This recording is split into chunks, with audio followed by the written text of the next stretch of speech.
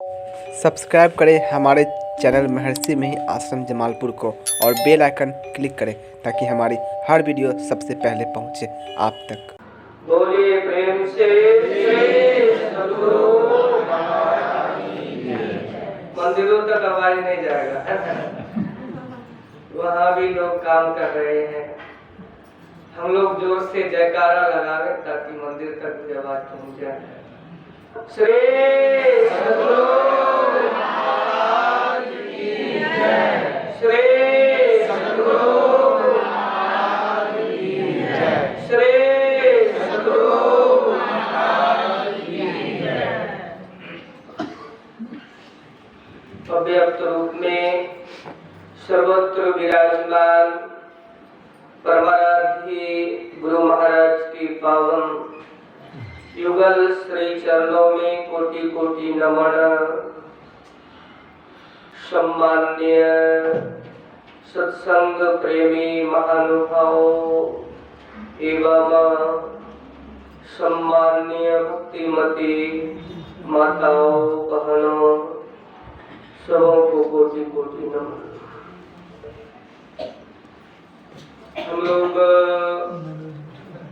हम लोगों को ज्ञात है कि पुण्यतिथि के शुभ उपलक्ष्य पर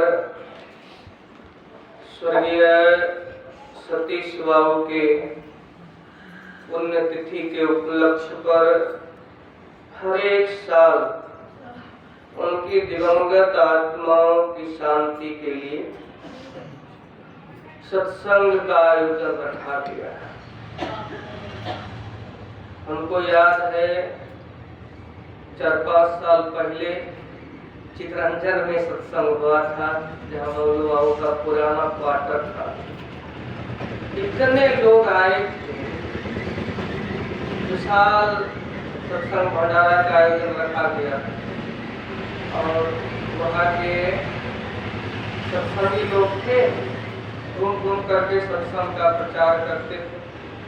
सबों को मालूम हो गया, ग्रुप लोग बहुत भव्य कार्यक्रम इन्हीं के पुण्यतिथि के उपलक्ष्य पर चित्रंजन में बहुत भीड़ लगी, बहुत व्यवस्था भी था, सब लोग जुटे थे, बड़ा कार्यक्रम हुआ। और अभी तक जब तक पूजनीय माता जी हैं, इनके परिवार के लोग हैं, तब तक दिवंगत आत्माओं की शांति हेतु श्रद्धा सहित पूरे परिवार मिल करके पुण्यतिथि का आयोजन रखते हैं। इस संसार में मरना है, इस संसार से हम लोगों को जाना है।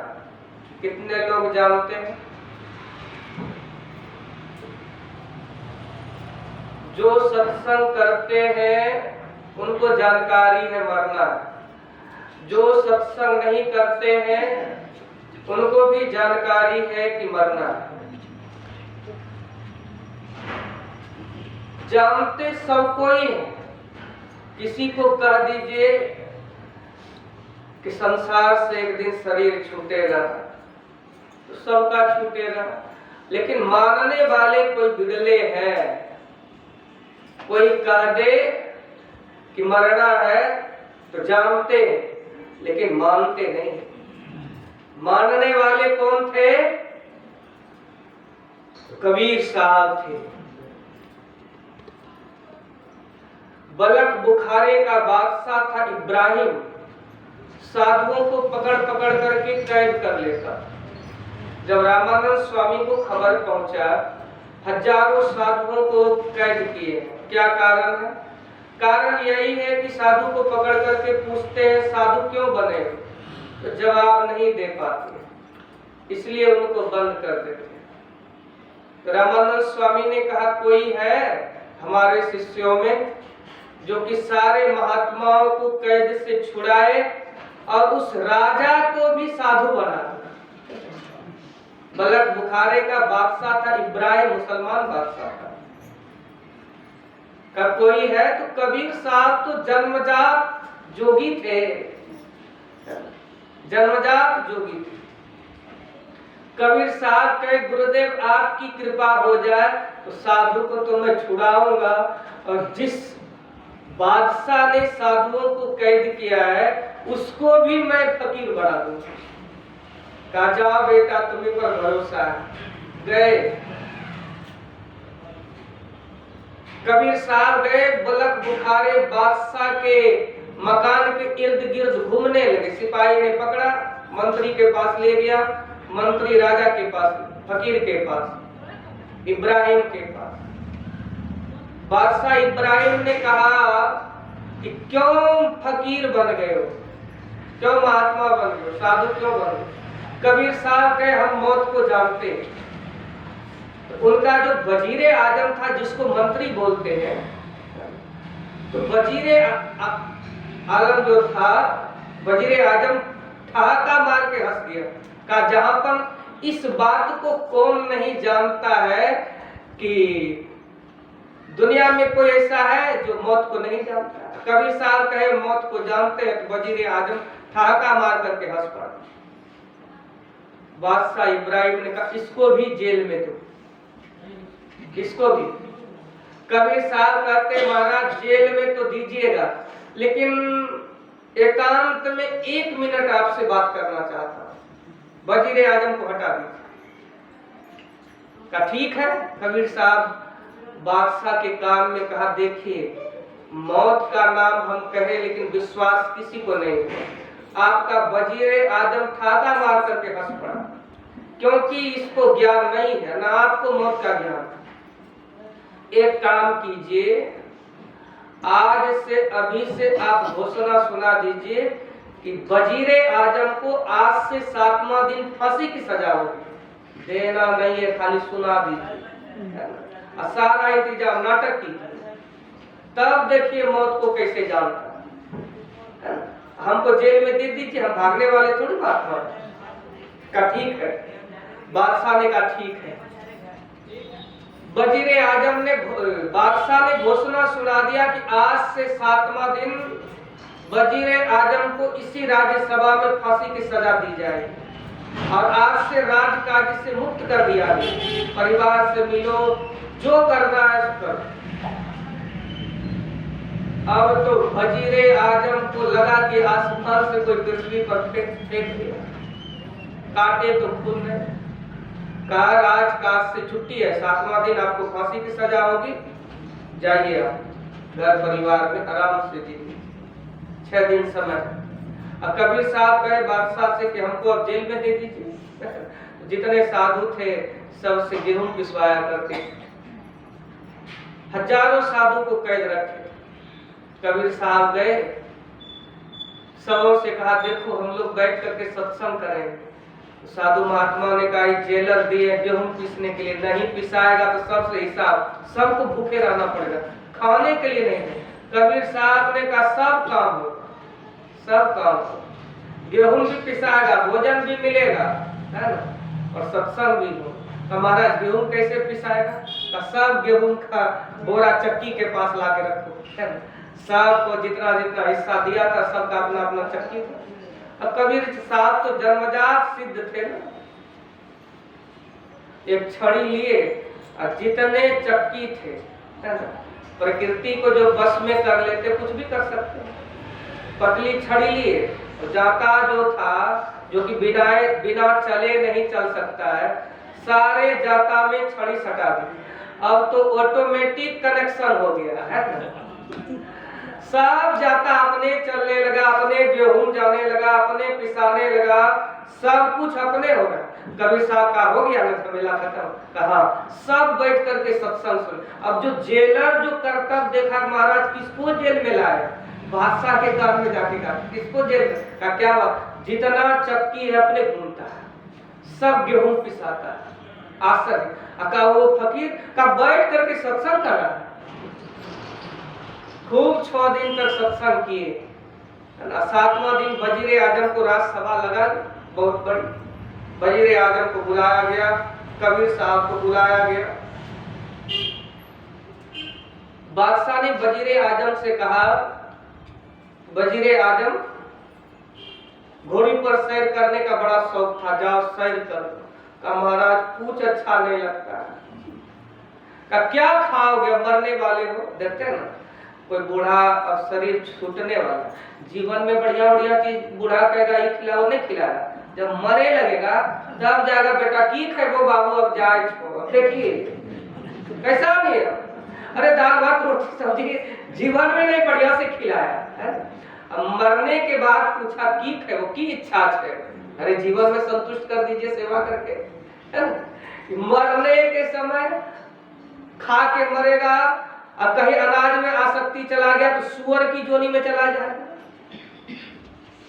बड़ी दुर्गति हो जाएगी। संसार के किसी भी भोगों में हमारी वासना लग करके मर जाए तो 4 खाने 84 लाख योनि में जाना पड़ता है, उससे कोई नहीं बचा सकता।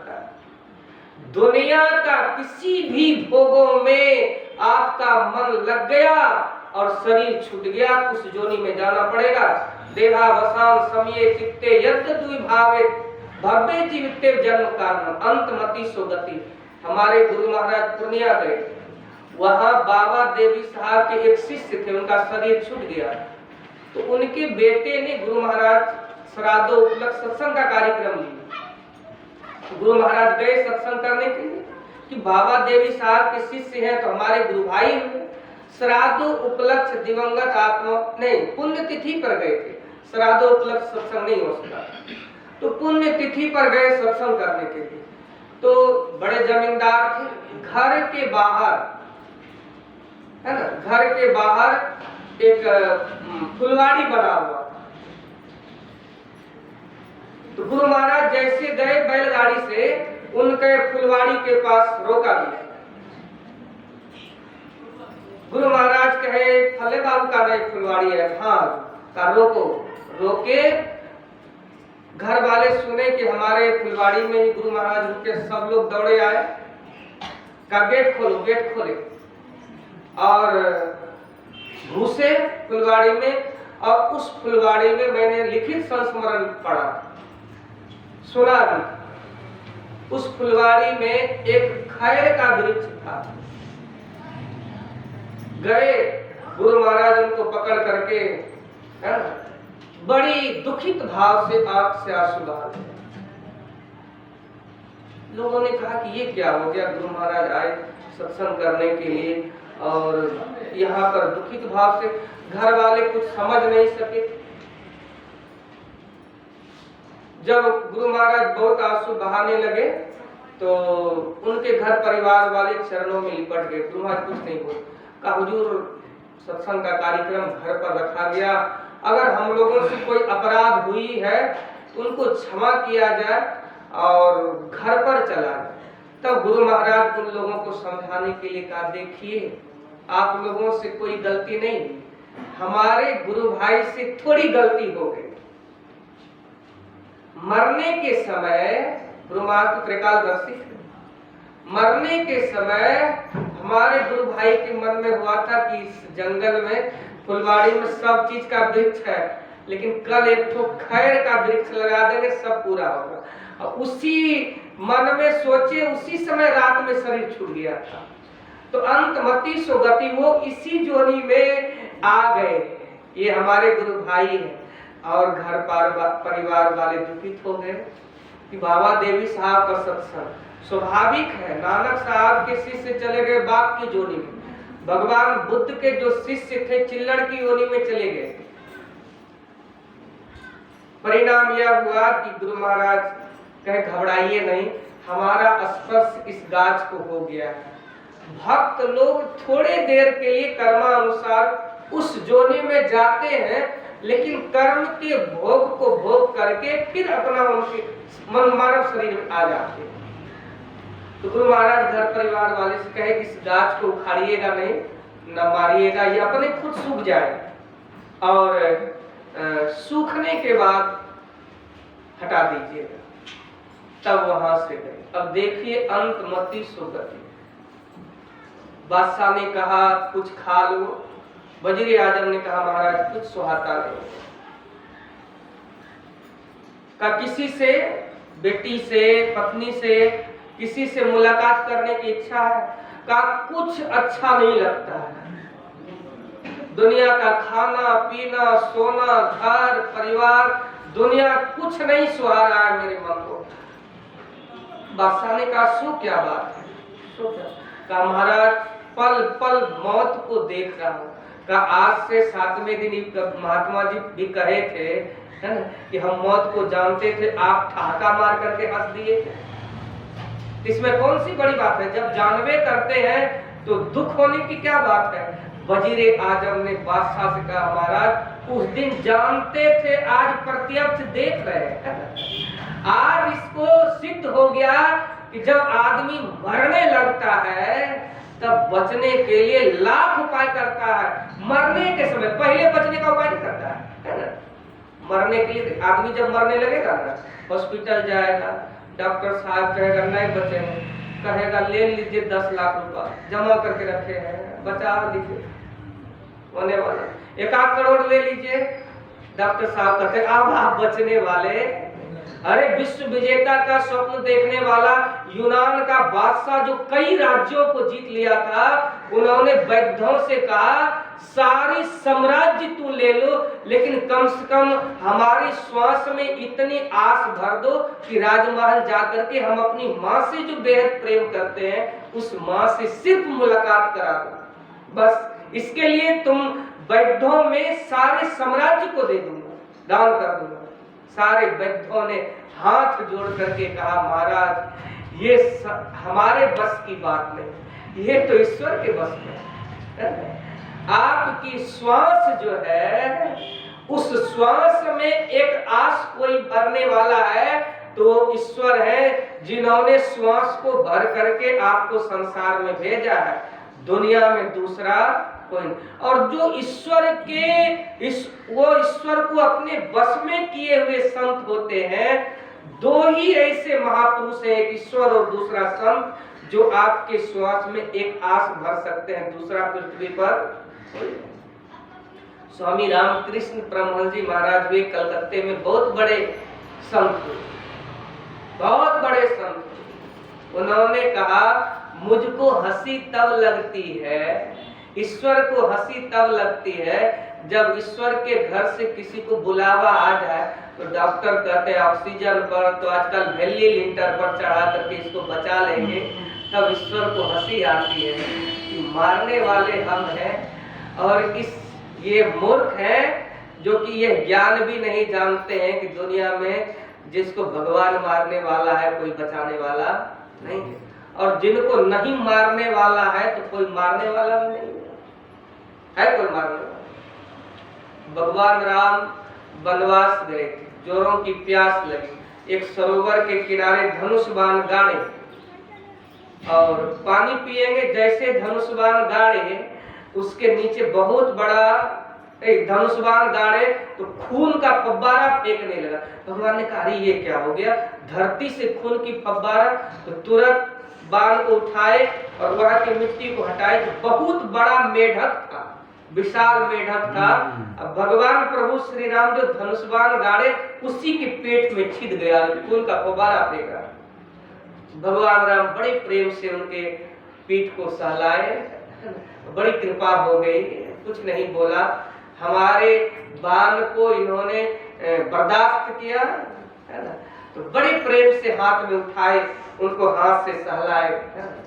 और उस मेढक से पूछते हैं कि तुम्हारे भी मुंह में बोली है, तुम भी बोल सकते हो, लेकिन मैंने जब धनुष बाण गाड़ा तो तुमको आवाज देना चाहिए, पीठ में धस रहा था, है ना, उस समय बोलना चाहिए तो मैं समझ जाता जीव है, तो मैं नहीं गाड़ता, तुम्हारे पीठ में छेदा नहीं होता। तो मेढक भगवान का स्पर्श जो हो गया, भगवान की करुणा में दृष्टि जो हो गई, ज्ञान, मेढक ने कहा कि प्रभु दुनिया में जब हमारे ऊपर विपत्ति आती है, संकट आते हैं, कोई भी तरह की विपत्ति में फंस जाते हैं, तब तो आपको पुकारते हैं, जब आप ही विपत्ति देने लगे तब किसको पुकारेंगे, है कोई दुनिया में है? इसीलिए मैंने देखा स्वयं हमारे कर्मों का फल है, जो कि भगवान भगवान है, तो क्यों चिल्लाना है, क्यों चिल्लाना है? इसीलिए प्रभु मैंने नहीं किया। जब हमारे ऊपर घोर संकट आते, विपत्ति आती है, तब तो मैं आपको पुकारता हूँ। जब आप ही के तरफ से कोई विपत्ति आए तब किसको पुकारे? तो स्वामी रामकृष्ण ने कहा कि ईश्वर के तरफ से किसी की मौत आ जाए, कोई कहे कि हम उसको बचा ले, उस समय भगवान मुस्कुराते हैं, उस समय भगवान मुस्कुराते। इसलिए इस संसार में अंत मति सुगति, कोई बचा नहीं पाता। बलख बुखारे के बादशाह ने कहा कि मौत को तो उस दिन भी जानता, महाराज जानता नहीं, आज प्रत्यक्ष देखता हूं। अब मर जाऊंगा, महाराज कृपा कीजिए, दया कीजिए, मुझको, मैं मरना नहीं चाहता। इसलिए जब लोग मरने लगते हैं तब बचने का उपाय करते हैं। जब शरीर में बचने की शक्ति रहती है तब वो बचने का, हम लोग क्या करते हैं, जब शरीर निष्काम हो जाता है तब घबराते हैं कि भजन नहीं किए हैं, मरेंगे तो नरक चल जाएंगे। जब शरीर भार हो जाएगा, शरीर में रोग पीड़ा हो जाएगा, मन दुखित होगा उस रोग कष्ट से, भगवान का नाम लेंगे उस समय। जिस शरीर पर नाज है, एक दिन यह शरीर भी जीने के लिए मुहताज कर देता है। कितने लोगों को मैंने देखा कि बाबा कब मरेंगे, अब जीना नहीं चाहता। हम लोग जीने का ना उपाय खोजते हैं, जीने के लिए इतना परेशान है, लेकिन जब शरीर की इंद्रियां निश्चेष्ट हो जाएगी, फिर शरीर में गांठ गांठ में दर्द उत्पन्न हो जाएगा, उठना बैठना मुश्किल हो जाएगा, उस समय आपका अपना शरीर भी भार मालूम पड़ेगा। कितने लोगों को मैंने देखा, भगवान कल मरे सो आज मरे, आज मरे, मरना नहीं चाहता, ये मरना चाहते क्यों? 100 वर्ष के जीवन में 80 वर्ष में जीवन तबाह हो जाता है। दुनिया के भोगों में सुख को खोजते खोजते लकड़ी की तरह सूख जाता है, अनुभव हो जाता है बुढ़ापे में। जीवन में अनुभव नहीं होता और अनुभव करने के लिए चेष्टा भी नहीं करता। अंतो गत्वा वो आदमी जीवन में शरीर के बुढ़ापे होते होते अस्त व्यस्त में पता चल जाता है दुनिया के भोगों में सुख नहीं है और ये शरीर भी बेकार है, कोई काम का। चाहते हुए भी शरीर की इंद्रियां, आंख से दिखाई नहीं देगा, कान से सुनना ही नहीं देगा, हाथ पैर काम नहीं करेंगे, शरीर बाहर हो जाए। मरने के लिए भगवान से प्रार्थना करेंगे, भगवान कल मरे कि आज मर जाए। क्यों? बेड पर ही जब मलमूत्र विसर्जन होने लगता है तब कहते हैं कि जल्दी मरे, मरना भी समय से होगा, ऐसे मर जाएंगे। मैं पाटम आश्रम में प्रभात बाबा थे, उनकी नानी जीवन से उब गई और प्रभात अभी भी है, आश्रम की सेवा करते हैं और दाम्पत्य गृहस्थ जीवन में प्रवेश नहीं किए और अभी तक साधन भजन सेवा में लगे, ब्रह्मलीन बाबा के सेवा में रहते थे, गुरु महाराज की भी सेवा करते थे, गोपाल घाट जा करके। उनकी नानी का जब शरीर भार हो गया तो मरना चाहती थी लेकिन मर नहीं रही थी। बहुत दिन से कहते थे रे प्रभात जाओ गुरु महाराज से पूछ रहा कि हम मरेंगे कब, है ना, हम मरेंगे कब। देखिए हम लोग जीना चाहते हैं, जीना चाहते हैं, लेकिन जब शरीर आपका भार हो जाएगा, जीवन में मरने से बचने का उपाय नहीं कर सकिएगा तो बुढ़ापे में तो हरगिज उपाय नहीं होगा, हरगिज उपाय नहीं। तो बहुत दिन से कहे प्रभात बाबा की नानी जाओ तुम गुरु महाराज से वहां जाते हो, हमारे लिए प्रार्थना करो, पूछो जा करके हम। अच्छा नानी जाएंगे तो तुम्हारे लिए, नहीं जाओ। अब देखिए मरने के लिए तो शरीर भार है ना, और कुछ काम नहीं करता है ना, दिन रात बेचैन रहती, भजन क्या होगा। तो कहते कहते एक दिन प्रभात बाबा गए, संजोग से गुरु महाराज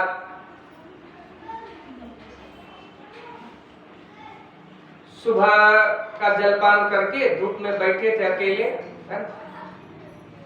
और प्रभात बाबा देखे कि यही मौका है, जाए गुरु महाराज का दर्शन करने के लिए, है? दर्शन करने के लिए जाते, दर्शन करने के लिए। अब जब गुरु महाराज के समक्ष गए, दूर से जब प्रणाम किए तो ये बात ही बिसर गए कि नानी कही थी कि गुरु महाराज से प्रार्थना भूल गए। प्रभात बाबा स्वाभाविक है, आप सांसारिक वासनाओं को लेकर के संत महापुरुषों के पास जाएंगे तो आपका हृदय पवित्र हो जाएगा। आपका हृदय अगर पवित्र होगा तो संत के सामने जाते जाते आपकी कोई इच्छा नहीं होगी, कोई भी चीज पूछने की इच्छा नहीं होगी, ना कोई चीज मांगने की इच्छा होगी। गए प्रभात बाबा, जाते जाते सब बात बिसर गए कि क्या पूछना है ना। जा करके ऐसा संजोग गुरु महाराज अकेले बैठे हैं, एकदम जा करके साष्टांग प्रणाम किए, सिर नवा करके इस बात को भूले हुए हैं। लेकिन गुरु महाराज तो त्रिकालदर्शी है, मन की सबे जाने गुरु, कहाँ छिपावे अन्न, कहाँ छिपावे अन्न, भूले हैं, बिसरे हैं। लेकिन जैसे प्रणाम किए तो गुरु महाराज तो समाधि में रखे, जैसे आंख खोले गुरु महाराज प्रभात बाबा को इशारा करके कहते, जान रे तुम्हारा नानी मरे, जाओ तुम्हारा नानी मरे, जाओ तुम्हारा नानी मरे। हम तो प्रभात बाबा काटे तो खून नहीं थे, हम तो भूलिए गए थे, ये बात को पूछना था, है ना। तो फिर प्रणाम के काहे के लिए पूछेंगे, काहे के लिए। सब वहां से आए, प्रभात बाबा घर आए, इधर नानी का शरीर छूट गया। मरने आपका जीवन संसार के भोगों से जब उब जाएगा, याद रखिए जीवन रूपी सिक्के के दो पहलू हैं, एक संसार और परमात्मा। थोड़े से जीवन को सुखमय बनाने के लिए कितने प्रयत्नशील रहते, कितने प्रयत्नशील। परिणाम यह हुआ कि बलक बुखारे का बादशाह इब्राहिम के चरणों में गिरा कि महाराज बचा लीजिए, मैं मरना नहीं चाहता हूँ, जीना चाहता हूँ, घर है, परिवार है, पत्नी है, पुत्री है, और मैं तो मौत को वास्तव में नहीं जानता था महाराज, है ना, मर जाएंगे, हमको बचा लीजिए। तो बलक बुखारे के बादशाह ने कहा, यही महात्मा का करामात है, जिनकी छड़ी से सारा चक्की चलता है, इन्हीं को पकड़ो, यही तुमको बचाएंगे। तुरंत वजीर आजम को पता चल गया, वो उस दिन जो ठाका मार दिए थे कि मौत को कौन नहीं जानता था, है ना, और सब इन्हीं का। बादशाह ने कहा इन्हीं यही बचा सकते हैं, मेरे हाथ में शक्ति नहीं। तुरंत चरणों में गिरे, महाराज बचा लीजिए, घर परिवार है, मैं मरना नहीं चाहता। और आज मैं प्रत्यक्ष देख रहा हूँ, 6 दिन से सही से मैं खाना नहीं खाया, खाना नहीं खाया किसी से। काश तो मौत को कहा, महाराज मौत को मैंने जान लिया। मौत क्या है, जब सामने में मौत दिखाई देता है, दुनिया से मन वैराग्य हो जाता है, किसी भी चीज में मन अच्छा नहीं लगता। नारायण स्वामी ने कहा, 2 बातन को याद रख, जो चाहो कल्याण नारायण, एक मौत को, दूसरी श्री भगवान। संत महात्मा क्या करते हैं, 2 चीज को याद रखते हैं, एक मौत को, दूसरे भगवान को, बाकी कुछ नहीं।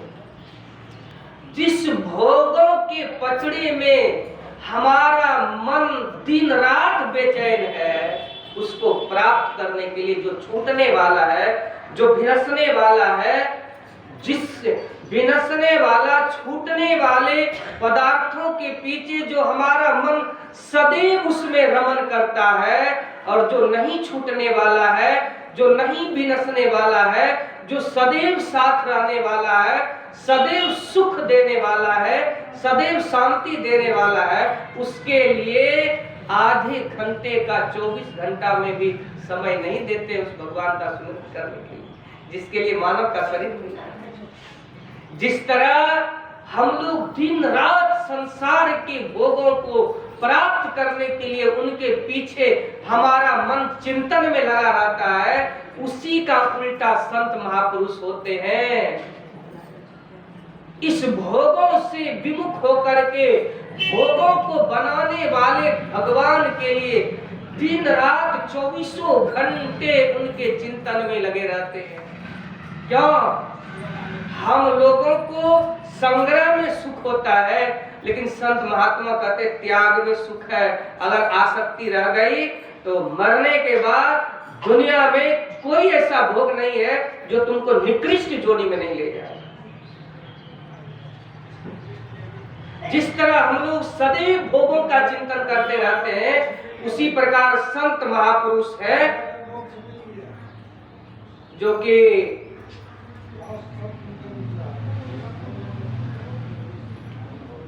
संसार में 24 घंटे उस भजन के चिंतन में लगे रहते हैं। और हम लोग सदा उनका उल्टा चिंतन होता है। हम लोग संसार का चिंतन करते हैं और संत महापुरुष परमात्मा का चिंतन करते हैं। दिन रात उनके चिंतनों में लग करके उस मोक्ष को प्राप्त करते हैं। लेकिन जो अंधे आदमी है, अंधा आदमी को देखे, उसको कितनो दर्पण दीजिए वो मुंह देख सकेगा? दर्पण में, दर्पण कहते आईना को। अंधा आदमी को दीजिए कि मुंह देख लीजिए, देखेगा वो तो जन्म जन्म का विषय का अंधा बना हुआ, उनको दिखाई पड़ता नहीं है। और उसी तरह से जिस तरह अंधे लोग आईना नहीं देख सकते हैं, अपने मुंह को नहीं देख सकते हैं, उसी तरह संसार के विषयों में पड़े हुए, भोगों में पड़े हुए संसार के लोग कैसे हैं? तो संत महापुरुष कहते अंधे हैं। कैसे अंधे हैं? तो कबीर साहब कहते हैं या जग अंधा के ही समझाओ। अगर एक दो रहे तो उन्हें समझाओ, लेकिन ऐसा तो है नहीं, ऐसा नहीं। इसी शब्द को कबीर साहब कहे ऐसी दीवानी दुनिया भक्ति भाव नहीं बूझे जी। कोई आवे तो बेटा मांगे यही गुसाई दीजिए जी, कोई आवे तो दुख का मारा हम पर कृपा कीजिए जी, कोई करावे ब्याह सगाई सुनत गुसाई रीजे जी, कोई आवे तो धन का मारा भेंट रुपया लीजिए जी, साचे का कोई ग्राहक नहीं झूठे जगत पतीजे जी। इसमें भी कहे कबीर सुनो भाई साधु, अंधों को क्या कीजिए जी। इसीलिए अंधे के सामने कितने भी आईना को घुमाइए, है ना, वो कभी अपना मुख देख नहीं सकता। उसी तरह हम लोग को आंख है, लेकिन विवेक वाला आंख नहीं है। तो भोग रूपी आंख है, विषय भोगों का आंख है। जिनकी अज्ञानता में गाढ़ अविद्या प्रबल धार में भयं बही हैरा, 10 दिशि विषय जाल से फेरो तरत नहीं अज्ञान। अज्ञान रूपी अंधकार में आंख रहते हुए अंधे बने हुए दिखाई। कारण इसलिए है कि दुखी है। सुखी कौन है?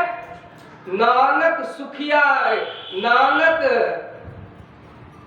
दुखिया सब संसारा। नानक साहब ने कहा संसार के सब लोग दुखी हैं। सुखी कौन है? नानक दुखिया सब संसारा, सुखिया केवल नाम आधारा। पूर्ण संत हुए नानक साहब, 10 गुरु हुए, 10 गुरु पूर्ण हुए सिख संप्रदाय में। और उन्हीं के प्रथम गुरु हुए नानक साहब। उन्हें कहा नानक दुखिया सब संसार, सुखिया केवल नाम आधार। कौन कौन दुखी है? कौन कौन दुखी है? तो नानक साहब तो कहे सब, कबीर साहब भी लपेटे, तन धन सुखिया काहू न देखा, जो देखा सो किसको किसको देखा। तो साच कहूं तो कोई न माने, झूठ कहा न जाई हो। ब्रह्मा विष्णु महेश्वर दुखिया, सब दुखी है। इस संसार में जो सृष्टि करता ब्रह्मा जी है, पालन करता भगवान विष्णु है, संहार करता भगवान शिव है, सब दुखी है। पूछेंगे जब काहे दुखी है, उनकी व्याख्या भी संत की है कि काहे ये लोग दुखी है। तो साच कहो तो कोई न माने, झूठ कहा न जाई, ब्रह्मा विष्णु महेश्वर दुखिया जिनियरा, अवधू दुखिया भूपति दुखिया, रंग दुखी विपरीती, कहे कबीर सकल जग दुखिया। सब लोग संसार के दुखी हैं, लेकिन एक ऐसे है जो इस संसार में सुखी है। मुकेश अंबानी सुखी होगा ना? ये अडानी है, अडानी आजकल अडानी है, इसलिए सुखी हो गए। गौतम अडानी नहीं, संत सुखी मन जीती है। कहे कबीर सकल जग दुखिया, एक ही है बाकी सब दुखी है। वो एक कौन है? तो संत सुखी मन जीती। इसीलिए कि सदैव उन्होंने सुख वाला चिंतन किया, दुख को उठा करके, संसार में दुख को अपने ऊपर ले करके, जो शरीर की किसी काम का नहीं आएगा, बाद में बैठने के बाद ठेवना धर लेगा तो पहले ध्यान का है। अरे ठेवना पकड़ने के पहले हम ध्यान क्यों नहीं कर ले? कमर पकड़ने के पहले क्यों न साधन भजन कर ले? है? यानी शरीर की इंद्रियां, भर्तृहरि जी महाराज ने कहने की कृपा की, शरीर की इंद्रियां निश्चित हो जाए, इससे पहले अपना काम बना लो, नहीं तो घर में आग लग जाएगी और कुआं खोद करके उस पानी से आग बुझाना चाहो, ये असंभव है।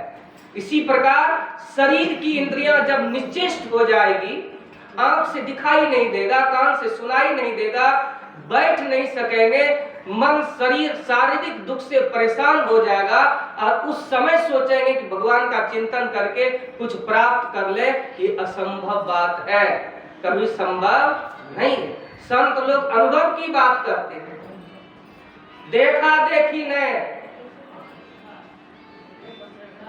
अनुभव की बात करते हैं। क्या अनुभव की बात करते हैं? जिस भोगों में अभी तुम्हारा मन लगा हुआ है, वही भोग से एक दिन तुमको विमुक्त होना पड़ेगा। जिस भोगों का सुख प्राप्त किया है, संत महापुरुषों ने कहा संसार का भोग ऐसा है, अगर राई मात्र भी तुम ग्रहण किया, उस भोगों के पीछे हिमालय पहाड़ के तरह दुख लगा हुआ है। इसीलिए हमारे गुरु महाराज स्पष्ट करते हैं, भोग के बिना कोई रह नहीं सकता है। तो क्या कहे गुरु महाराज की दवाई के अनुसार, जैसे मात्रा के अनुसार लोग दवाई लेते हैं, ज्यादा खा लेगा तो आफत हो जाए है। चीनी का एगो टैबलेट लेते हैं और कहीं 2-3 ठोक खा लिए तब क्या होगा? तब तो हालत खराब हो जाएगा, खटिया पकड़ लेंगे, उठना बैठना मुश्किल। तो जिस तरह बीमारी में मात्रा के अनुसार दवाई का सेवन करते हैं, उसी प्रकार गुरु महाराज के अगर भोगों से नहीं रह सको तो मात्रा के अनुसार लो, नहीं तो सब इंद्रिय के भोग गुरु कहते हैं रोग। ये जन्म जन्म का रोग लगा हुआ है। जिस विषय का सेवन 4 खानी 84 लाख योनि में जाकर के मैंने भोगा, उसी विषय का सेवन देव दुर्लभ मानव शरीर प्राप्त है। ये मानव शरीर कैसा है? तो देव दुर्लभ मानव शरीर प्राप्त है। जो विषय का सेवन देवताओं के शरीर में जाकर के स्वर्ग में, देवता लोग क्या करते हैं? विशेष पुण्य का भोग किए तो स्वर्ग गए, वहां विशेष भोग है, मात्रा भी है और भोगने की भी शक्ति है। इसीलिए ना भगवान का एतन कर फल विषय नो भाई, और स्वर्गों स्वल्प अंत दुख धर्म। जो भोग को मैंने 4 खानी 84 लाख योनि में जाकर के भोगा, उसी भोग को देव दुर्लभ मानव शरीर प्राप्त करके भोग रहे हैं। ये नितांत मूर्खता वाली बात, पशुवत जीवन बिता रहे, पशुवत जीवन बिता रहे। जिस संसार के भोगों में हमारा मन दिन रात उनकी चिंतन में लगा। अभी तो मान रहे वही शक्ति है ना। मैंने एक बार सत्संग में भी सुनाया था, है ना, महात्मा जी बड़े कड़वे प्रवचन करते थे लेकिन बड़ा बात सटीक करते थे, है ना? उन्होंने कहा अभी संसार के लोग कहते हैं, है ना, धन नाम सत्य है, घर नाम सत्य है, परिवार नाम सत्य है ना, और उसके बाद प्रतिष्ठा नाम सत्य है, मान नाम सत्य है, यानी संसार का जितने भोग है उन्हीं का नाम सत्य है। इसीलिए उन्हीं के पीछे लगा है ना। और जब आदमी मर जाता है तब क्या कहता है, धन नाम सत्य है कि परिवार नाम सत्य है। आप लोग तो सुनबे करें, जब आदमी मरता है तब किसको सत्य बताता है, सुने हैं? अरे घंटी बजा बजा करके, चिल्ला चिल्ला करके लोग जब मर जाता है तब लोग चिल्ला चिल्ला करके कहते न घर नाम सत्य है, न परिवार नाम सत्य है, न तो प्रतिष्ठा नाम सत्य है, न तो मान नाम सत्य है। सत्य क्या है? राम नाम सत्य। जिंदा में नहीं, कब? चिल्ला चिल्ला करके उनको समझाया गया, जब मर गया उनके मुंह में बोली नहीं रहा तब गांव वाले घड़ी घंट लगा करके जोर जोर से बजा करके एक ही चीज को सत्य बताते हैं, अब बाकी सब असत्य है कि राम का नाम ही एक सत्य है, बाकी असत्य है। तो बड़ा कड़वा, लेकिन क्या इसको कोई झुटला सकता है क्या? इस पे कोई धूल दे सकता है क्या? और हम लोगों की वृत्ति उसी में है। जो आदमी समझ जाएगा कि राम का नाम ही सत्य है, दुनिया में किसी भी चीज में उलझ नहीं सकता, किसी भी चीज में उलझ नहीं सकता। उनका मन सदैव चिंतन में लगा रहता है, सदैव धर्म कर्म में लगा रहता है, सदैव उनके मन में रहता है कि एक दिन मरना है और जब मरेंगे तो सब छूट जाएगा, सब छूट जाएगा, मान प्रतिष्ठा सम्मान सब छूट जाएगा ना। और ये सब क्या है? ये सब राम भक्ति के बाधक, कहे संत तब पद अवराधक है। ये सब क्या है? राम भक्ति में बहुत बड़े बड़े बाधक हैं। इसीलिए लोग जानते हैं लेकिन मानने वाले कोई कोई संत होते हैं कि मरना है, जाना है, और जब मरेंगे सब छूट जाना है। इसीलिए मैं इसमें मन लगाना है ना मूर्खता है। दुनिया के किसी भी चीजों में मन लगाना इसमें मूर्खता है। इसलिए कबीर साहब किसमें मन लगाते थे? उनकी जीवनी को पढ़िए, भगवान की भजन करने के लिए तड़पते थे, है ना। जब आपके अंदर विरह हो जाएगा, वैराग्य हो जाएगा, है ना, जब विशेष तड़पन हो जाएगा, जिस तरह पानी को मछली, पानी में मछली है, मछली को पानी से अलग कर दीजिए, तब देखिए पानी के बिना तड़पन लगता है कि ना, पानी के बिना हमारा जीवन रहेगा। जब तक मछली पानी में रहती है तब तक उसको उतना नहीं रहता है, इसके बिना हम मर जाएंगे। लेकिन जैसे मछली को पानी से अलग कीजिए वो तड़पने लगता है कि हाय जल ही जीवन है, उसके बिना मेरा जीवन रहेगा नहीं, मर जाएंगे, मर जाएंगे। और वो पानी के बिना तड़पने लगता है। अगर थोड़ी देर के लिए पानी से बाहर करके पानी में नहीं दिया जाए तो मर ही जाती है, मर ही जाती है। उसी तरह संसार में हम लोग भी जो ईश्वर रूपी पानी है, ईश्वर रूपी श्वास है, जिसके बिना हमारा जीवन नहीं रहने वाला है। जिस भगवान ने आपको श्वास दिया, किसलिए दिया? तो श्वास श्वास में नाम सुमर ले। क्यों? तो अवधि घटे तन की। इसलिए गुरु महाराज जाते जाते भी लोगों को उपदेश कर दिए, सुकिरत करिले, नाम सुमरिले, को जाने कल की जगत में झूठ कपट करी माया जोड़ी, बात करे छल की, पाप की पोट धरे सिर ऊपर, किस विधि हुए हल्की, यह मन तो है हस्ती मस्ती काया मिट्टी की। इसलिए श्वास श्वास में नाम सुमर ले, अवधि घटे तन ही। होता है इसलिए संत महापुरुष जिस भोगों की चिंतन में हम लगे हैं, संत महात्मा भगवान के ईश्वर के चिंतन में लगे रहते हैं। कबीर साहब भी कहते, तलफे बिन बालम मोर जिया, रात नहीं नींद दिन नहीं चैन, तलप तलप के घोर किया। गुरु महाराज के शरीर को देखेंगे 1909 ईस्वी को, तो शरीर में खाली हड्डी रह गया, मांस नहीं था। लेकिन गुरु महाराज जानते थे कि यह शरीर भी काम आने वाला नहीं है। एक महात्मा जी सुना रहे थे, अंतिम अवस्था आते आते गुरु महाराज का शरीर का वजन वैराग्य पूर्ण था और अंतिम अवस्था आते आते 20 केजी वजन रह गया, मात्र 20 केजी। शरीर अस्थि पंजर हो गया था। इतना वैराग्य था उनको कि सिकलीगढ़ धरारा जहाँ जन्मभूमि था, बगल में कुआं बना के उसमें ध्यान करते थे। इतना मन था कि मिट्टी के तत्व में रहते रहते शरीर पीला हो गया, वहीं से भोजन बाल्टी में गुरुवार करते, डालो यहीं, निकलना नहीं है। बहुत निवेदन किए, सरकार शरीर पीला हो गया, पीलिया बीमारी हो जाएगा, शरीर ही नहीं रहेगा तो वजन कैसे होगा। बहुत कहने के बाद तब गुरु महाराज निकले थे उस कुएं से। अभी उस कुआं पर धुमाला तिमाला बन गया, सिकलीगढ़ धरारा। मैंने तो गया, देखा वहाँ, और वहाँ के सिरधर बाबा, जिसको वहाँ के लोग मालिक बोलते थे, गुरु महाराज का जमीन था, उपजा करके देते थे। मंदिर से थोड़ा दूर हट करके वो कुआं बनाया गया, दार्शनिक स्थल बनाया गया। मैंने गया, उस समय 2 मंजिल के लगभग बना था। ये है विराट, तब तो महर्षि में ही है ना, इनका नाम बचपन में था रामानुग्रह लाल दास जी।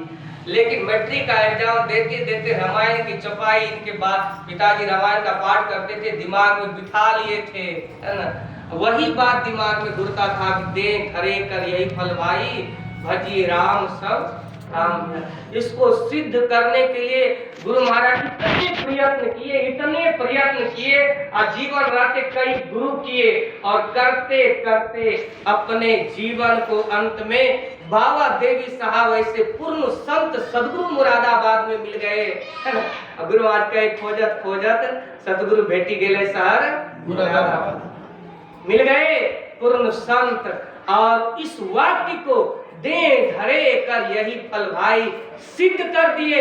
आज रामानुग्रह लाल दास जी महाराज महर्षि मेही के नाम से जगत विख्यात हो गए। इतने प्रयत्न किए, इतने प्रयत्न किए, ये न होता है। इनको न ज्ञान था कि संसार असार है। गुरु महाराज लिख भी दिए, जगन्नाथ का विश्वास हो फिर आस क्या करे। इसलिए दृढ़ भजन धन ही खास हो तो त्रास किया करे, वैराग युक्त अभ्यास हो निराश किया करे, सत्संग गढ़ में वास हो भव पास क्या करे, त्याग पंच पाप हो कोई पाप क्या करे, सतव्रत में दृढ़ आप हो कोई श्राप क्या करे, पूरे गुरु का संग हो अनंग क्या करे, में ही जो अनुभव ज्ञान हो अनुमान क्या करे। मानव का जीवन है, सत्संग के द्वारा संसार के लोगों को यही उपदेश दिया जाता है कि जीवन है बहुत थोड़ा, और जिस काम को कल के लिए रखते हैं आपका कल का ठिकाना है। कल का ठिकाना पाव पलक की सुधि नहीं, करे काल की साज काल अचानक मारसी यों तीतर को मार, यों तीतर को। कल का क्या ठिकाना है, यहाँ तो पल का ठिकाना नहीं है।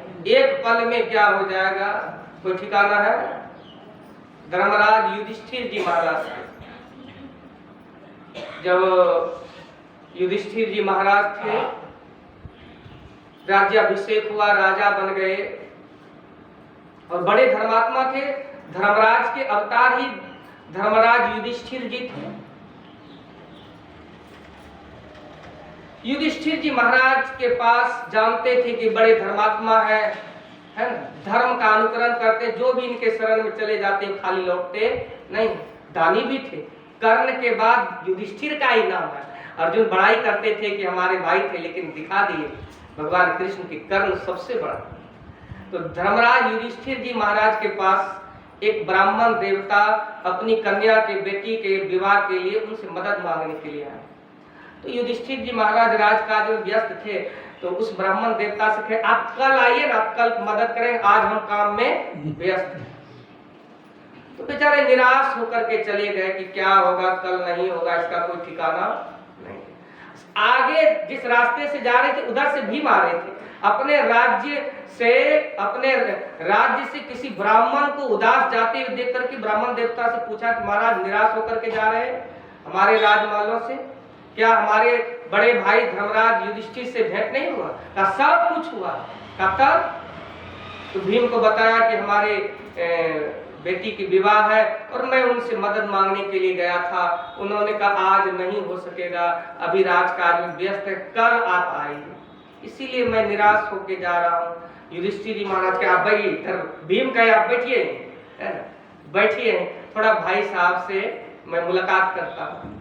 अब भाई भीम भाई से क्या मुलाकात करेगा? राजमहल के सबसे ऊपर चढ़े गए, वहां बहुत बड़ा नगाड़ा होता है। जब कोई राजा कोई राज्य को जीत लेते या कोई जीत की प्राप्ति होती तब उस नगाड़ा को बजाया जाता था। आई भीम चढ़ गए ऊपर में, लिए जोर जोर से नगाड़ा बजा रहे हैं। पूरे राज्य में पूरे प्रजा में हैरत मच गया कि कौन सा युधिष्ठिर जी महाराज राज्य जीत लिए, कौन जीत की उपलब्धि हुई है। युधिष्ठिर जी महाराज दौड़ करके गए, भीम से पूछे अरे किस पर विजय प्राप्त हुई है, किस पर विजय प्राप्त हुई है? तो भीम ने युधिष्ठिर जी महाराज को हाथ जोड़ करके प्रणाम किए, पैर छुके। तब भीम कहते हमारे बड़े भैया ने काल पर विजय प्राप्त कर लिया, इसीलिए मैंने नगाड़ा बजा रहा। अरे मैं कहा काल पर विजय प्राप्त किया हूँ, काल मेरे बस में थोड़ी है, तुम नगाड़ा बजा रहे हो, ये तो झूठी बात है। कहा झूठी नहीं है, एकदम सच है, आप काल पर विजय प्राप्त किए हैं, इसलिए मैंने नगाड़ा। युधिष्ठिर जी महाराज ने कहा भीम मैंने समझा नहीं। कहा अभी ब्राह्मण देवता आपके पास आए थे मदद मांगने के लिए, और आप कहे कल आइएगा, कल आपको गारंटी है कल हम जिंदा रहेंगे तब ना दान देंगे, तो कल तक आपको अपने जीवन पर गारंटी है कि हम नहीं मरेंगे, काल को आप बस में किए हैं, तब तो आपको विश्वास है कल तक हम जिंदा रहेंगे, इसीलिए हम नगाड़ा बजा रहे। हमारे बड़े भाई ने काल पर विजय प्राप्त कर। युधिष्ठिर जी बड़े लज्जित हो गए, भीम से कहा अरे भाई तू जीत लिया, मैं हार गया, बंद कर नगाड़ा, नगाड़ा बंद कर, बुला।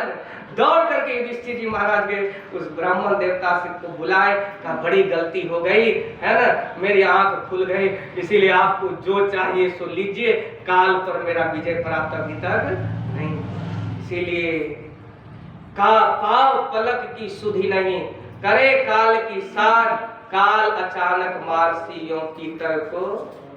कबीर साहब की बानी हम लोग गाते हैं, काल करे सो आज कर, आज करे सो अब, क्यों अब? तो पल में प्रलय होएगा, बहुरी करेगा कब, कब करेगा बहुरी, कब करेगा? एक सेठ थे, उनके मुंशी बड़े धर्म विचार के थे, यदा कदा सत्संग वगैरह में जाया करते थे। तो सेठ जी के मुंशी सेठ जी से कहते सेठ जी अब तो शरीर वृद्धा हो गया है ना, मैं तो समय निकाल करके जब छुट्टियां होती है यदा कदा धर्म कर्म में जाता हूँ, धर्म कर्म करते रहता हूँ है ना, कम से कम हमारी इच्छा है आप भी इस अवस्था में धर्म कर्म कीजिए। तो सेठ ने कहा अब मेरे से होगा? देखे सेठ आदमी को दान पुण्य भले कर देगा लेकिन बैठ करके ध्यान भजन नहीं करेगा, 5 मिनट भी भजन नहीं, भजन में मन लगेगा। अरे पूरे देश में अरबपति खरबपति है, मुकेश अंबानी ये है ना, पूरे देश को संभालने वाले प्रधानमंत्री है, लेकिन उनको भी फुर्सत नहीं है 10 मिनट बैठ करके अपने मन को समझा करके ईश्वर में लगाए ताकि मरने के बाद नरक नहीं जाए।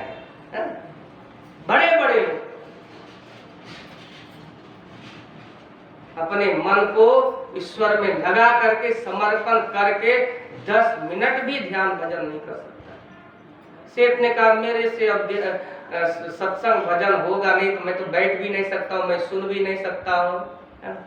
तो मुंशी जी ने कहा कुछ तो कर लीजिए, कुछ तो कर लीजिए। कहा मेरे शरीर से तो कुछ नहीं हो रहा है। कहा शरीर से नहीं हो रहा है, शरीर से जो चीज उपलब्ध की है उसी में। कहा कहना क्या चाहते हो? कहा ऐसा है कि आप ध्यान भजन सत्संग नहीं कर सकते हैं, आपका मन नहीं लगता है, तो जहां ध्यान भजन सत्संग होता है वहां अर्थ के रूप में कुछ सहयोग कर दीजिए।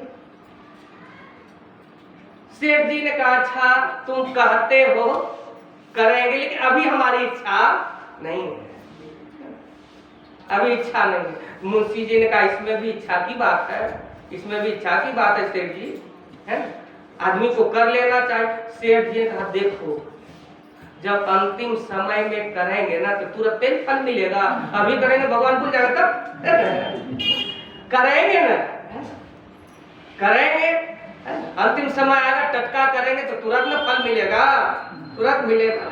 अभी क्या? मुंशी जी बेचारे कुछ नहीं बोले, कुछ नहीं बोले। फिर वर्षों बाद आए कि सेठ जी अरे सत्संग भजन तो नहीं कर सकते लेकिन उसमें कुछ सहयोग कर दिया कि अरे अच्छा करेंगे करेंगे, समय आएगा तो करेंगे। एक दिन ऐसा आया कि अचानक से बीमार पड़ गए, बीमार पड़ गए। और अब उनकी इच्छा है कि हम कुछ करें लेकिन बोल भी नहीं सकते, मुंह से धरती पर चले गए, बोल भी नहीं सकते, मन में होती कुछ करे। और सेठ जहां सोया था सामने में दीवार में धन को गाड़ करके रखा था, वही कमरा में सोता था, वही कमरा में सोता था। तो सेठ ने इशारा किया कि मुंशी को बुलाओ, मुंशी बोला बेटा लोग का कान खड़ा हो गया कि बूढ़ा मरबे करेगा कि जितना ऐसा बर्बाद कर देगा अंतिम समय में, है कहता था करेंगे। और मैं उनका लड़के लोग भी सुनता था, सब बर्बाद कर देगा। अब सेठ जी धरती पे है, किसी तरह मुंशी जी आए, मुंशी जी उधर इशारा कर रहे हैं दीवार की तरफ, सेठ जी है ना तो वहाँ धन है। अब बेटा भी खड़े थे तो असमर्थ हो गए सेठ जी, चाह रहे कि कुछ करें तो दीवार की तरफ इशारा करें वहां धन है आप ले जाइए, है ना सहयोग कीजिए। मुंशी जी को सेठ जी इशारा कर रहे हैं लेकिन मुंशी समझ नहीं पा रहे हैं। बगल में बड़का बेटा था, वो जानता था कि यही गाड़ा है, खाली मरने भर देर है, जिंदा में कैसे तोड़े। तो उनके बेटा से पूछते पिताजी क्या इशारा कर रहे हैं, क्या इशारा कर रहे हैं? बेटवा कहता है पिताजी यही इशारा कर रहे हैं कि अब धन कहाँ है जो सहयोग में करेगा, दीवार में लग गया, मकान में लग गया, वही इशारा कर रहे हैं, सब बनाने में खर्चा हो गया, है ना? बेटा बात को काट दिया। अंतिम समय ऐसा आया कि मरने के समय भी सेठ दाखुन नहीं कर सका। शरीर से तो ध्यान भजन हुआ, मैंने बड़े बड़े मरवाड़ी को देखा है कलकत्ते में, वो उनका शरीर ऐसा भारी है ना। मैं जब ध्यानाभ्यास में जाता था, कहा बाबा अपने शब्दों में बोलता था, हम लोग हंसते देखो, का जो लेना है ले लीजिए, हमारे लिए भी ध्यान भजन कर दीजिए, लेकिन हम लोग से ही ध्यान भजन होने वाले, वो लोग सहयोग बहुत करते हैं लेकिन भजन नहीं हो सकता, नहीं हो सकता, बैठना मुश्किल है सत्संग में ध्यान, ये है दुर्दशा। इसीलिए कल के लिए नहीं छोड़ना जब तक शरीर की इंद्रिया निश्चय से। आप देख रहे हैं अरे भगवान बुद्ध करने की कृपा की संसार में, है ना, जीवनी शक्ति रहते, शरीर में शक्ति रहते, जिस तरह धन का अर्जन किया जाता है उसी तरह धर्म का भी अर्जन शक्ति रहते होता है। शक्ति छीन हो जाएगा तो फिर भक्ति होने वाला नहीं। इसलिए अपने मन, गुरु महाराज ये नहीं कहे कि दिन भर वही काम करो, है ना, ये भी नहीं कहा कि इसी संसार में रमे रहो, शरीर है तो भोजन वस्त्र आवास देना है, लेकिन इसी में लगे नहीं रहना, क्योंकि ये छूटने वाले विनसने वाले, शरीर भी अपना है क्या? दुनिया में जो लोग कहते हैं अपना अपना अपना, अरे क्या अपना है? कुछ है? जब आपका शरीर अपना नहीं है किस पर आपका अधिकार है? कोई दुनिया में हमारे पास आकर के कोई आदमी सिद्ध कर दे ये चीज हमारा अपना है, तब मैं मानूं, ऐसा दुनिया में कोई आदमी नहीं है इस बात को सिद्ध कर दे कि ये मेरा अपना है। सहजो भाई कही सहजो भज हरिनाम को, तजो जगत सुने आपन तू कोई है नहीं, आपन सगी नहीं दे। जब आपका शरीर अपना नहीं है, क्या है दुनिया में अपना? सूरदास जी महाराज कहते या देही का गर्व न करिए, श्यार काग गिद खई है, तीन नाम तन विष्ठा कृमि हो, नातर खाक उड़ई है। कहाँ वो नैन, कहाँ वो शोभा, कहाँ रूप रंग दिखई है। अरे जिन लोगन सो ने करत है, सो ताही देखी घिनई है। जा दिन मन पंछी उड़ जाइए, ता दिन तेरे तन तरुबर के सबे पात झड़ गए, सबे पात झड़ गए। इसलिए इस संसार में धर्म ही मनुष्य का अपना मित्र है। जब तक आपका जीवन रहेगा, अगर उस धर्म रूपी वृक्ष को पकड़े रहेंगे, आपको सुख शांति देते रहेगा। और जैसे आपका शरीर छूटेगा, दुनिया का सारे भोग सुख छूट जाएंगे, लेकिन धर्म नहीं छूटने वाला है। युधिष्ठिर जी महाराज ने कहा, मानव जीवन का अगर सच्चा मित्र है तो धर्म ही है। जब तक जीवन रहता है उसको सुखी आनंद करते रहता है, और जैसे जीवन छूट जाए सब छूट जाते हैं, लेकिन वही धर्म रूपी मित्र है। उस जीव को जहां भी ले जाता है, कहीं भी वह अपने कर्म भोग से जाता है, लेकिन जिन्होंने धर्म को प्राप्त कर लिया है उसको सुखी आनंद करते रहते। इसीलिए हम लोगों को चाहिए मानव शरीर को प्राप्त करके धर्म रूपी वृक्ष को मजबूत से पकड़े, धर्म को ही अपना मित्र माने।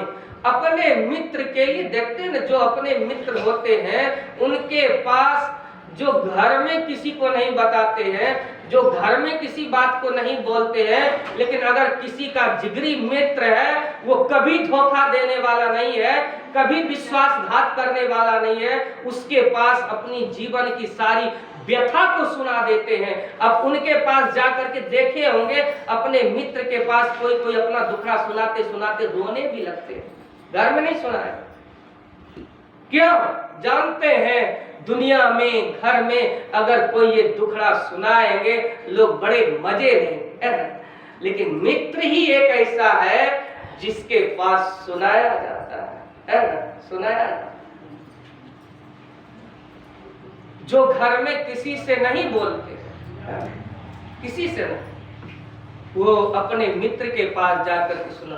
तो मनुष्य को चाहिए कि जीवन में अपने धर्म रूपी मित्र के प्रति पूर्ण समर्पण हो। यही धर्म रूपी मित्र है जो कि आपको कहीं भी किसी भी परिस्थिति में किसी भी समय में आपको आनंद और सुखी करने का प्रयत्न करेगा। और इसी का प्रचार इस सत्संग के द्वारा हमारे गुरु महाराज करते हैं। हम लोगों को चाहिए कि धर्म तभी प्राप्त होगा जब आपके जीवन के कर्म अच्छे हो। जिसका जीवन सुकर्म में लगा हुआ है, शुभ कर्मों में लगा हुआ है, उसका वो स्वयं धर्म बनेगा। अस्वाभाविक है, आप अगर अच्छे का चिंतन नहीं करिएगा तो स्वयं है आपका मन बुरा चिंतन करेगा। अगर आप शुभ कर्म में नहीं लगिएगा तो स्वाभाविक है आपका मन अशुभ में लगा रहेगा। इसीलिए अपने मन को अशुभ से बचाना है तो शुभ में लगा करके रखिए। अपने मन को पापों में नहीं लगे, इसके लिए पुण्य लग ही जाता। आप लगाए या नहीं लगाए स्वाभाविक है। एक महात्मा जी के पास एक भक्त गए, कहा महाराज नहीं चाहते हुए भी मन बुरा बातों में क्यों लग जाता है, पापों में क्यों लग जाता है? नहीं चाहते हुए भी हमारा मन बुरे बातों में क्यों लगे रहता है? तो महात्मा जी ने कहा एक बात बताओ, एक बात बताओ। का क्या? का तुम्हारा दाढ़ी बाल तुम बढ़ाना चाहते हो? का नहीं महाराज, हम महात्मा थोड़ी है, क्या के लिए बढ़ाना चाहते? का तुम्हारे नहीं चाहने के बाद भी दाढ़ी बाल क्यों आ जाता है? तो चाहता है। देखिए एक तो मैंने देखा आंख से, कहा ये रेजर और अथी लेकर के है, बैग में क्या है? रेजर है, ट्रेनों पे घस रहा है, हमके कल घस करके चढ़वे कि आज घसने बाबा निकल जाता है कुटी कुटी, देखने में ठीक नहीं लगता, इसीलिए फट से इसको साफ करते हैं। कल बना करके चढ़ा और दूसरा दिन जा रहे थे लंबी यात्रा में और दूसरा दिन निकाला, ट्रेन पर घींच घास करने लगा, हमारा ठीक नहीं लगा। तो महात्मा जी ने कहा तुम नहीं चाहते हो कि हमारा बाल दाढ़ी बने, महात्मा तो बनना नहीं है, नहीं चाहते हो कि हमारा बाल दाढ़ी बढ़े, मोछ बढ़े, दाढ़ी बढ़े, तुम्हारे नहीं चाहने के बाद भी दाढ़ी बाल बढ़ता है कि नहीं? कहा महाराज दाढ़ी बाल तो बढ़ ही जाता है।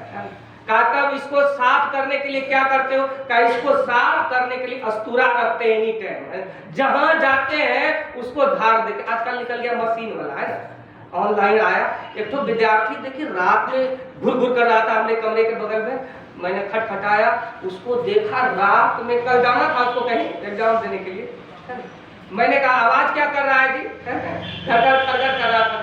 कहा बाबा दाढ़ी बना रहे हैं। दाढ़ी बनाने में आवाज क्या करता? कहीं मशीन वाला है बाबा, चार्ज कर दिए खींच देते हैं फट से हो जाता है।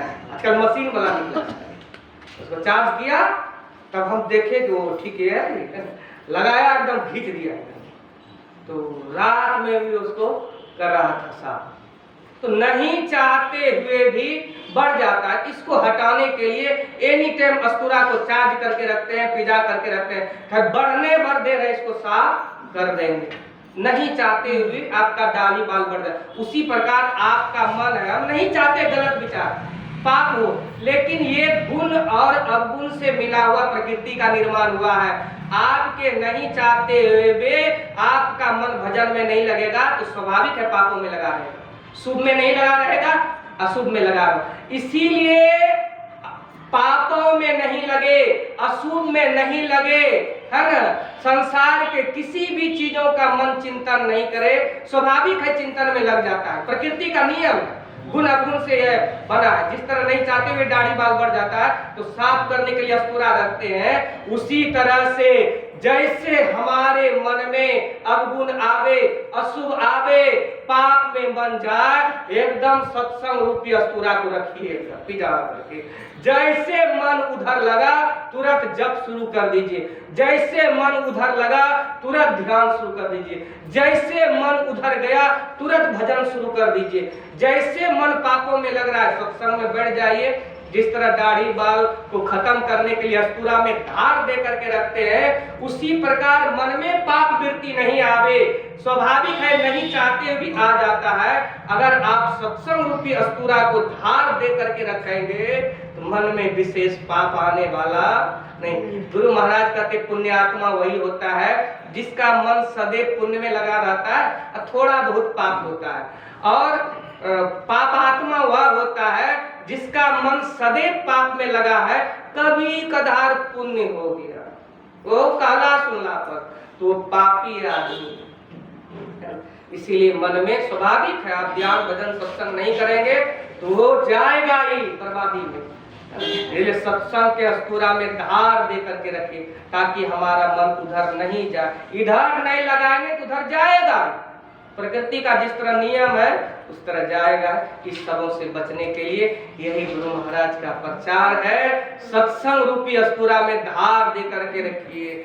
जहां कुछ हुआ तुरंत सत्संग में पहुंच जाइए, अपने मन को ध्यान में लगाइए, चिंतन में लगाइए, गुरु मंत्र जप, गुरु ध्यान कर, गुरु सेव कर, अति प्रीत कर, गुरु की आज्ञा मान प्यारे कर सदा। अगर ऐसा जीवन में कर्म बन गया वो धर्म रूपी प्राप्त होगा। जब तक जीवन आपका रहेगा सुख शांति रूपी फल देते रहेगा, शरीर छूटने के बाद भी आपको सुख शांति रूपी फल वो देते रहेगा। इसके लिए गुरु महाराज कहे है क्या, नित सत्संगति करो बढ़ाई, अंतर बाहर द्विविधि भाई, धर्म कथा बाहर सत्संग, अंतर सत्संग ध्यान भंग। इसके लिए क्या करो, सदाचार का पालन करो, झूठ चोरी नशा हिंसा बेविचारों से बचने वाला का मन चंचल नहीं होता, उनका मन सदैव ध्यान भजन में लगा रहता है। और जिसको देखिए कि भजन में मन नहीं लगता है, भजन में नहीं बैठ सकता है, उसको समझिए पापी है, सदाचार का पालन नहीं करता है। उस सत्संग में बैठने में उनका चित्त नहीं लगे, मन संचलित हो जाए। इसीलिए इस सत्संग ध्यान में अग्रसर होने के लिए सदाचार का पालन कीजिए, कमाइए, खाइए, घर परिवार में रहिए, है ना। जीवन के दो सिक्के हैं, एक इहलोक, दूसरा ये लोक और दूसरा परलोक, है ना। 10 टकिया का सिक्का है, एक तरफ है ना खूब भारत उरत का चिन्ह छपल है और दूसरा पार्ट एकदम घिसपलेट है, चलेगा एकदम प्लेन है, और एक तरफ है सिक्का को चलाने के लिए दोनों तरफ बढ़िया से रहे छपल, तब चलेगा। तो एक पार्ट तो हम लोग घर परिवार दुनियादारी सब कुछ बना ही लिए, लेकिन दूसरा पार्ट एकदम डिस्प्लेट है, चलने वाला नहीं, आखिर धक्का खाएगा साहब के दरबार। इसलिए कमाइए, खाइए, दोनों इहलोक परलोक बनाइए, तो मानव शरीर धरने का यही फल है। संसार में जब तक मोक्ष नहीं मिलेगा, गुरु महाराज के मानव शरीर मिलेगा, और तब तक मिलेगा जब तक कि भक्ति की पूर्णता को प्राप्त नहीं कर ले। इसलिए भक्ति बीज भिनसे नहीं, जो जुग जाए अनंत ऊंच नीच धर्म जन्म ले, तो संत को संत, भक्ति बीज पलटे नहीं, आय पड़े चोर, कंचन जो निष्ठा पड़े, नटे नशा को कमाइए, खाइए, घर परिवार में रहिए, लेकिन सत्संग ध्यान भजन को सिरोधर करिए, ये लोग परलोक बनेगा। सभी अनुसार अपनी सेवा में ही कहा। बोलिए प्रेम से श्री केशव महाराज की।